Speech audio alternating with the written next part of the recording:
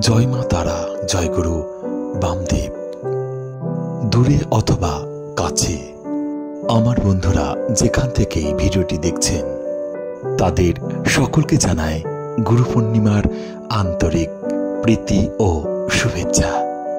আমাদের জীবনে শিক্ষক বা গুরুর ভূমিকাকে স্মরণ করা ও তাদের শ্রদ্ধা জানানোর দিন এই গুরু পূর্ণিমা। হিন্দু ধর্ম ছাড়াও বৌদ্ধ ধর্ম বা জৈন ধর্মে গুরু পূর্ণিমার বিশেষ মাহাত্ম্য রয়েছে। ভারত, নেপাল এবং অন্যান্য বৌদ্ধ ধর্মের দেশগুলিতেও গুরু পূর্ণিমা পালিত হয়ে থাকে।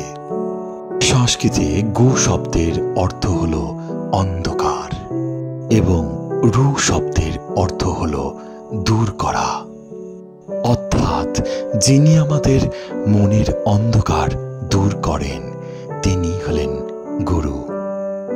গুরু আমাদের আত্ম উপলব্ধি করতে সাহায্য করে।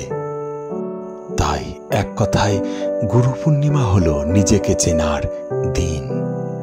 ভারতবর্ষের অন্যতম তন্ত্রপীঠ এই মহাপীঠ তারাপীঠ। জ্ঞান এবং মুক্তি লাভের উদ্দেশ্যে এই মহাপীঠে ভক্তগণ এসে থাকেন। তাই বহু ভক্তগণ দূর দূরান্ত হতে এসে তারামাকে পুজো দিয়ে থাকেন। তারাপীঠের তারামা এবং গুরু পূর্ণিমার মাহাত্ম্য এই মহাপীঠ তারাপীঠ নাইলে অনুভব করতে পারবেন না। দান, ধ্যান, হোম, যজ্ঞ এবং ভক্তের উৎসাহের মাধ্যমে এই গুরু পূর্ণিমা তারাপীঠে পালিত হচ্ছে। মন্দিরের এক পাশে চলছে মহাযজ্ঞের অনুষ্ঠান। কথিত আছে দেবকুল এবং মনুষ্যকুলের গুরু বৃহস্পতি এবং বৃহস্পতির গুরু স্বয়ং দেবী তারা মা। তাই মহাপীঠ তারাপীঠে এসে মাকে খুশি করে পুজো দিলে, অর্থাৎ নিষ্ঠা এবং ভক্তি সহকারে পুজো দিলে মায়ের কৃপা লাভ হয় এবং তাতেই গুরুর কৃপাও লাভ হয়ে থাকে।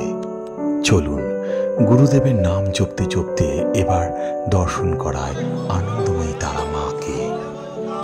গুরু ব্রহ্মা, গুরু বিষ্ণু, গুরুদেব মহেশ্বর, গুরু সাক্ষাৎ পরম ব্রহ্ম, তস্मै শ্রী গুরুবে নমঃ। জয় গুরু, জয় মা তারা, জয় মা তারা, জয় মা তারা। আজ এই পর্যন্ত।